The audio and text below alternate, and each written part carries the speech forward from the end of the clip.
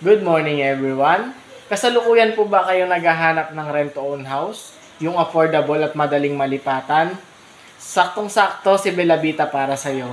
Andito ako ngayon sa may Bellavita Lipa kung saan may mga reopen units. So ayan, kung napapansin nyo sa likod ko, nandito ako sa may model house. Yan. Medyo maulan lang ngayon guys, pero kung napapansin nyo sa likod ko, ito yung model house. Ayan. Si Bellavita po is row house.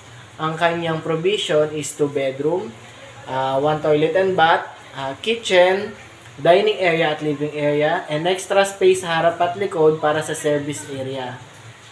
Kung napapansin nyo sa likod ko, ayan, nandito yung sofa, tapos ito yung bandang likod dito, ito naman yung kitchen, and ito yung dining.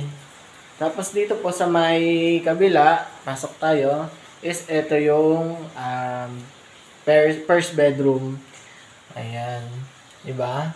Kaya po nasabi kong 2 bedroom ang provision niya kasi pwede po itong 2 bedroom kasi mayroong unit si Bellavita na nasa labas yung kitchen. Kaya yung para sa bathroom is pwede nyo na pong gawin itong bedroom.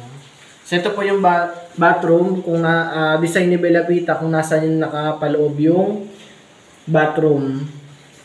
Yan, nasa loob po ng unit yung inyong bathroom. Pero meron tayong unit na nasa labas yan. Kaya provision siya for 2 bedroom. So yun lang for as low as 5K reservation. 27,000 down payment. And payable pa yun within 12 months. So maliit-liit na lang yun kasi dinivide na sa 12 months. And hindi kayo mahihirapang maghulog kasi within 7 months, mga ganon, kapag full DP na kayo, pwede nyo na po itong lipatan. Diba? True Pag-ibig lang po ang ina-accept ni Bellavita kasi po ito po ay under na po ni Lupa Corporate.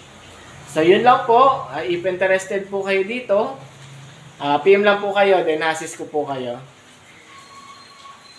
Yun lang po and God bless everyone.